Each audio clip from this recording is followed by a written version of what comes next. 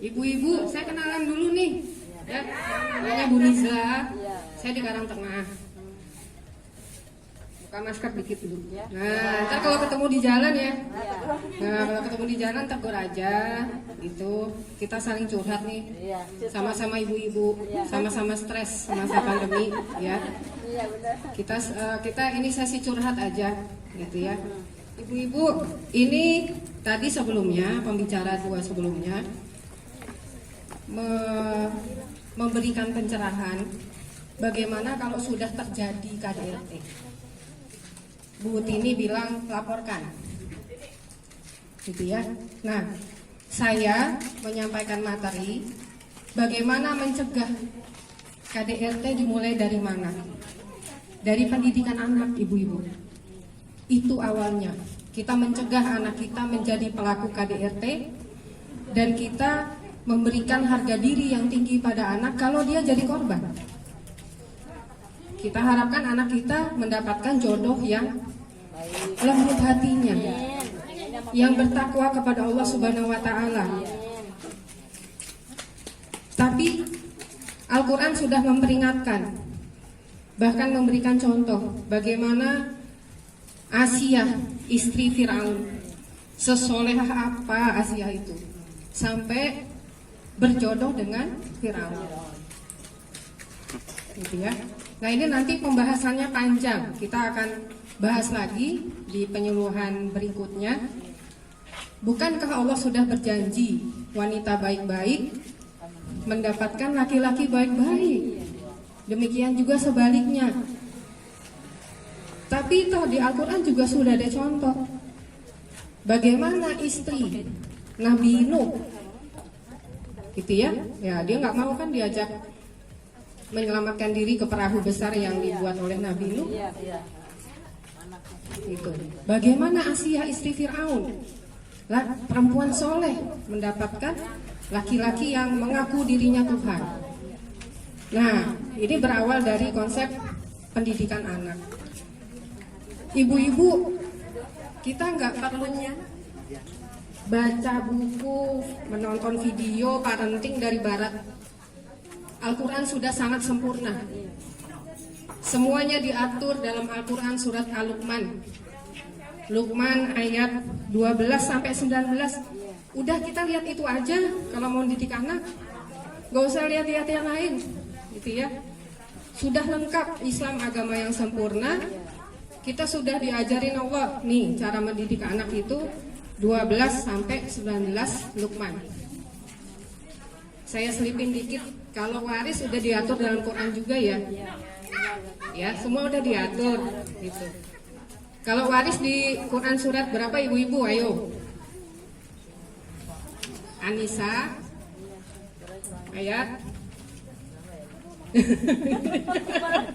Padahal penting tuh ya, biar nggak ada sengketa sama saudara kandung. Ya, itu tidak ada sengketa dengan istri kedua suami, istri ketiga, ya kan? Kan sudah diatur semua. Istri kedua bagiannya berapa, istri ketiga bagiannya berapa. Yang satu itu tukang ikan nasi, satu. Nah ya, kita balik lagi ke pendidikan anak. Nanti kalau masalah waris kita adain penyuluhan lagi, setuju nggak ibu-ibu? Setuju ya? Ya, soalnya waris nih penting. Ya, ngaji pas Gitu. pengajian aja pengajian. Kita ikut aja lah sama aturan Allah lah. Bagi waris ikut aturan Allah. Ngabisin anak dong. Gitu ya. Kenapa kok harus ikut aturan Allah? Lah, anak emang punya siapa? Punya Allah. Bukan punya kita. Terus cara didiknya ikut aturan Allah. Gak bisa kita bikin aturan sendiri cara didik anak. Ya. Nah, coba samina wa atona, kami mendengar dan kami taat. Ini posisi anak di depan orang tua. Kalau punya anak, ibu-ibu jangan sombong kepada mereka yang belum punya anak. Kenapa? Karena tidak semua anak bisa menjadi penyejuk hati orang tuanya. Buat apa sombong? Pertama, anak bukan punya kita. Kita tidak perlu menyombongkan apa apa yang bukan milik kita, gitu ya. Nanti ada saudara seiman kita yang nggak punya anak, dibilang wanita belum sempurna. Kesempurnaan itu bukan dari kita punya anak. Kesempurnaan itu Allah sudah bilang, yang paling sempurna adalah manusia yang paling bertakwa, bukan yang paling banyak anaknya. Berapa banyak kita saksikan orang tua di masa tuanya disia-sia sama anak. Ya, jadi hilangkan kesombongan itu. Kemudian anak itu bisa jadi musuh ibu-ibu. Ngeri, jadi musuh. Ini sudah diperingatkan sama Allah di Quran surat At-Taqabun ayat 14. Maka berhati-hatilah kamu terhadap anak-anakmu. Gimana caranya supaya anak-anak nggak jadi musuh kita? Sudah ada, maafkan kalau anak berbuat salah. Kita sebagai orang tua juga pasti berbuat salah, karena kita manusia. Manusia itu sudah dijamin Allah tempatnya khilaf dan lupa, apalagi anak-anak. Saya pernah ditanya, saya pernah dapat curhatan dari ibu-ibu. Anak-anak ini kok nggak bisa memahami perasaan ibunya ya? Saya tanya, Bu, Ibu pernah jadi anak kan? Iya. Anak pernah jadi orang tua? Belum pernah. Bagaimana mungkin kita mau nuntut dia memahami perasaan kita sebagai orang tua, sedangkan dia belum pernah jadi orang tua? Harusnya yang memahami anak kita ya. Kita kan pernah jadi anak-anak. Kita tahu perasaan dia kalau dibanding-bandingkan dengan saudaranya. Kita tahu perasaan dia kalau dia kena bully sama teman-temannya, gitu. Ya ibu-ibu ya, mudah-mudahan pulang dari sini kita semua di sini berhenti menuntut anak untuk memahami perasaan kita. Gak ngerti ya, mama capek. Gak ngerti orang anaknya belum pernah jadi mama. Ya, benar nggak? Ya, ayo siapa yang pernah ngomong begitu? Ayo, ya, tidak memarahi anak. Ayo coba, siapa ini yang belum pernah marahin anak? Nggak bisa, ya. Manusiawi, marah-marah. Padahal udah Allah perintahkan ya, tidak memarahi mereka serta mengampuni mereka. Tapi kayaknya kok kalau sehari nggak ngomel-ngomel tuh kayak ada yang kurang ya. Iya. Padahal itu awal. Benar. Astagfirullah, besoknya begitu lagi ya. Malamnya nangis siapa? Ayo yang habis marahin anak malamnya nangis. Nyesel banget. Nah, ya. Jangan dijum-jumin. Ya, tapi besoknya begitu lagi. Iya, begitu. Ya. Gimana ya? Padahal itu merupakan bibit menanamkan anak bahwa masalah itu diselesaikan dengan kekerasan, dengan marah, dengan memukul. Anak belajar dari situ. Anak itu peniru ulung. Coba siapa di sini yang belajar, tapi ibunya nonton drakor?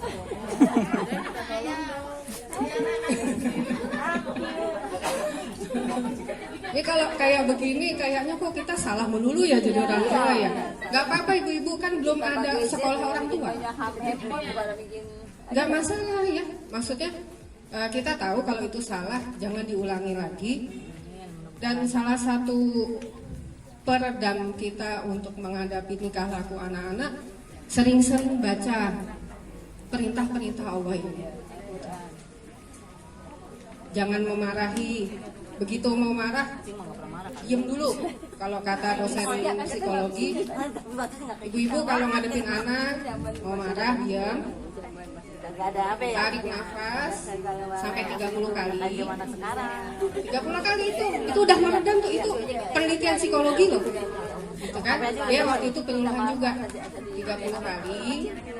Insya Allah nanti redam sendiri. Kalau masih kesel juga, ambil wudhu, sholat 2 rakaat, ngaji 1 ain aja, sambil ingat-ingat dulu waktu melahirkan kayak apa rasanya. Baca Quran yang ogah. Taruhannya nyawa.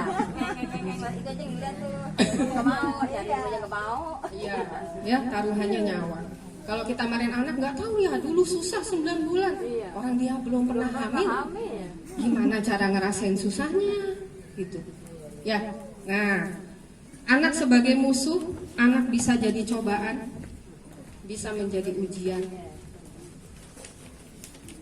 Ini sekali lagi mengingatkan kita supaya tidak sombong karena punya anak. Karena anak bisa jadi ujian, bisa jadi cobaan. Kalau kita bersabar, pahalanya luar biasa. Kita jadi ibu-ibu ini ladang pahalanya luar biasa loh. Ya, masuk surga insya Allah. Anak sebagai perhiasan, ini yang kita harapkan. Anak sebagai penyejuk hati. Waduh, siapa yang gak kepingin anaknya menyejukkan hati kita? Ya, pengen banget. Cuma antara keinginan sama kenyataan kok kayaknya berat banget ya. Didik anak nih caranya gimana? Anak membawa rezeki, jangan takut. Tiap anak bawa rezeki, yakin ada rezekinya. Takut kalau anaknya banyak kekurangan rezeki. Ibu-ibu, di saat sekarang kita takut gak bisa makan besok, di saat itulah kita sudah menghina Allah Subhanahu Wa Taala. Udah menghina, gitu ya. Berarti kita menghina Allah tuh Maha Kuasa. Apakah suami yang memberikan rezeki? Bukan. Yang memberikan rezeki adalah Allah. Jadi kalau ada suami yang bilang ke istrinya, kamu jangan macam-macam, saya yang ngasih makan kamu, itu sudah KDRT. Suaminya perlu diajak ke pengajian, ya diajak, tuh. Tapi nggak mau nih majelis taklimnya ibu-ibu. Nah, nanti pulang dari rumah suami mana mau dikasih tahu sama ibu-ibu ya? Iya, nggak mau. Paling nggak nanti buku kecil yang itu, kalau disuruh baca pasti nggak baca. Taruh aja sembarangan di tempat yang dia lewat, ya. Siapa tahu penasaran. Sambil kita berdoa, ya Allah gerakan suamiku membaca buku itu yang kecil. Apa sih ini kecil banget? Nah, gitu. Ya. Bisa begitu. Apa sih? Apa Nah, sih jadi penasaran? Luqman, pelajaran pertama Luqman pada anaknya adalah memberikan pelajaran tauhid. Tauhid ini penanaman keesaan ke Allah, kepada Allah Subhanahu Wa Taala. Tidak mempersekutukan Allah. Ini mah ibu-ibu udah tahu semua, ya. Tidak menyembah selain Allah, tidak berharap selain Allah. Termasuk mempersekutukan Allah itu. Kalau ada suami bilang, jangan macam-macam ya, kamu tuh makan dari gaji saya, itu sudah mempersekutukan Allah. Iya benar. Berasa perkataannya. Nah, ya. Nah, kemudian pendidikan kedua Luqman kepada anaknya adalah pendidikan syariat, aturan-aturan beribadah dan bermuamalah. Perintahnya beribadah dulu, baru bermuamalah. Ibadah apa yang pertama kali diajarkan Luqman? Ayo, ibadah apa dulu? Sholat. Ya, ini kan ada nih. Hai anakku, dirikanlah sholat. Bukan disuruh, kita nggak disuruh ajarin puasa dulu ke anak. Ajarin sholat. Sholat dulu. Kenapa sholat dulu yang diajarkan? Kenapa bukan puasa? Ada hadiahnya kalau yang mau jawab. Sholat itu yang agama. Karena sholat yang agama, apalagi saya punya hadiah nih. Kopinya enak banget, beneran. bisa mencegah pemungkaran, penyuhin Ibu mungkar, kasih 2. alhamdulillah barakallah. Iya. Kenapa sholat dulu? Sebagai hambanya, sebagai umat kita berwajib untuk Ibu ketua majelis taklim 2. ngopi kita sore. Jawaban ditutup. nanti ada pertanyaan lagi, ada hadiahnya lagi ya. Semua jawabannya benar. Sholat yang agama. Sholat mencegah perbuatan mungkar.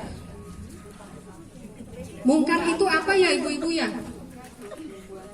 Kopi lagi. Mungkar. Ayo mungkar.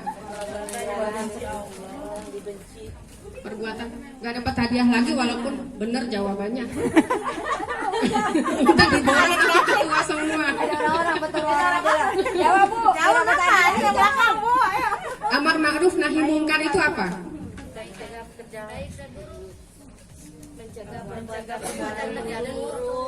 Mencegah perbuatan ya, masa baik dicegah.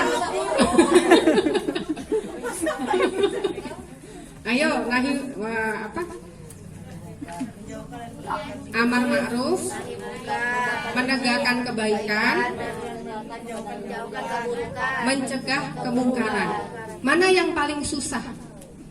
Menegakkan kebaikan atau mencegah kemungkaran? Ya, betul. Nadia. Susah ya mencegah kemungkaran ya. Pertama, kita takut. Nih, kalau ada ibu mukul anaknya, itu mungkar tuh. Kemungkaran itu kejahatan. Kan udah diatur di Undang-Undang KDRT. Ada ancaman pidananya lagi. Tuh. Tapi coba, berapa banyak dari kita yang lihat anak dipukul ibunya, datang ke ibunya, peluk anaknya? Siapa yang pernah begitu?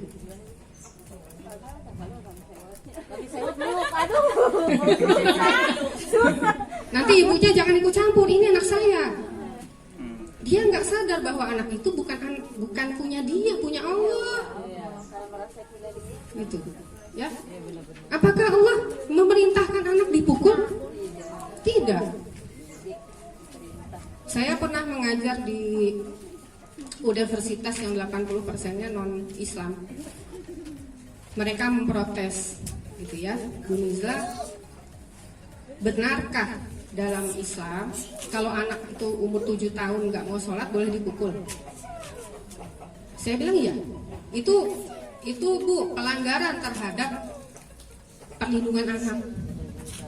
Saya bilang gini, ada aturannya mukul anak. Siapa yang tahu aturan mukul anak kalau nggak mau sholat loh? Yo.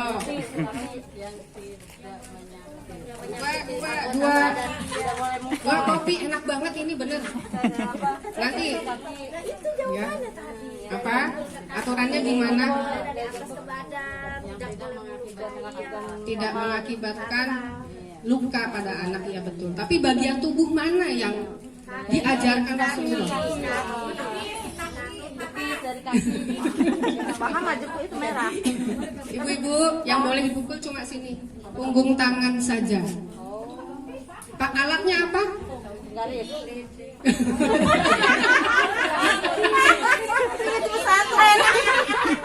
Ingat di pesantren pakai penggaris. Kalau sholat pakai penggaris mulu jadi. Alatnya apa? Selampe. Apa? Selampe atau sapu tangan. Tangan. Disentil. Disentil. Tangan juga Bu, kalau tenaga pakai tenaga dalam Bu. Kalau Nah ini yang ada yang bapak-bapak dan calon bapak ya. Nah, 3 jari. Pakai lidi 3 buah. Lidi 3 buah itu menyakitkan nggak? Enggak sakit. Ya. Berapa banyak pukulannya? Itu ada aturannya semua. Itu yang non muslim nggak tahu. Gitu. Jadi mereka menyerang kita, mendiskreditkan Islam, menyebutkan bahwa Islam ini KDRT sama anak. Padahal perintah memukul itu hanya ketika anak tidak melaksanakan sholat. Itulah kenapa perintah pertama Luqman kepada anaknya adalah sholat. Karena cuma sholat aja kita boleh menghukum anak. Kalau ibadah yang lain kita nggak boleh menghukum anak. Cuma sholat doang, gitu ya. Oke, kemudian soalnya dulu digabungnya sama pakai penggaris ya. Pendidikan akhlak. Jadi yang pertama tauhid, kedua syariat, bagaimana beribadah dan bermuamalah. Yang ketiga akhlak, kepribadian dan karakter. Nggak boleh sombong, ngajarin anak nggak boleh sombong. Gimana kita mau ngajarin anak nggak boleh sombong kalau kitanya sombong? Ya, kalau pakai cincin di 5 jari, Bu, itu rumahnya Pak RT mana itu loh di sana tuh. limanya begini itu tuh. Rumahnya itu tuh. Ada yang begitu ada. Tapi bukan jamaah sini. Bukan, insya Allah bukan. Jamaahnya. Nah ya, ini perintah sederhana di Luqman ayat 19. Dan sederhanalah kamu dalam berjalan. Sederhana, kita diperintah Allah untuk hidup sederhana. Walaupun kita punya dunia. Berat ya, ada kesempatan untuk pamer. Hartanya juga harta halal, tapi Allah perintahkan sederhana. Itu paling susah. Kalau kita lagi susah hidup sederhana mah emang gampang banget. Ya. Yang susah kalau kita punya dunia, kita disuruh sederhana. Waduh, gitu kan? Waduh, mana diskon semua? Ya. Nah, dan lunakanlah suaramu. Kita nggak boleh ninggiin suara ke anak. Ayo, yang suka jerit-jerit ke anak. Ayo. Susah ya, kalau sama anak tuh 7 oktav udah. Iya benar. Waduh. Kalau ngaji dia suaranya pelan, kalau ngomong Terakhir adalah kewajiban anak kepada orang tua berbakti. Kewajiban anak ini bisa terlaksana kalau kita sudah memenuhi semua hak anak. Jadi bagaimana mungkin kita bisa menuntut anak berbakti kalau kita sendiri tidak menghormati anak?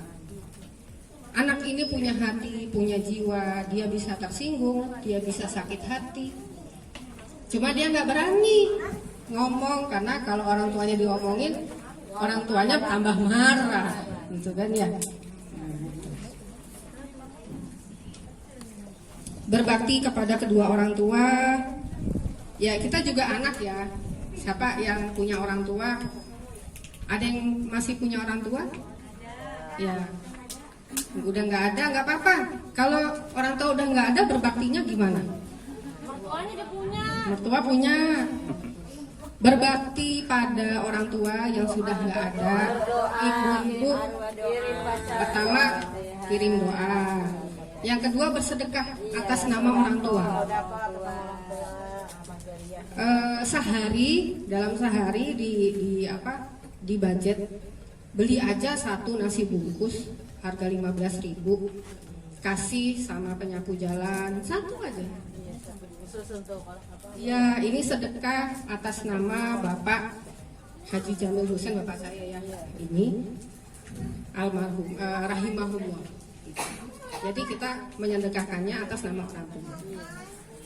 Itu berbakti. Itu walaupun orang tua udah nggak ada, kita masih bisa berbakti. Dan sebisa mungkin ketika kita melakukan itu anak lihat. Iya, contoh. Gitu. Supaya nanti ketika kita sudah meninggal, dia ingat gitu. Gitu ya. Nah, gitu. Insya Allah. Baik. Ini masuk sesi tanya jawab ya Kak Dwi ya. Baik, saya serahkan ke moderator.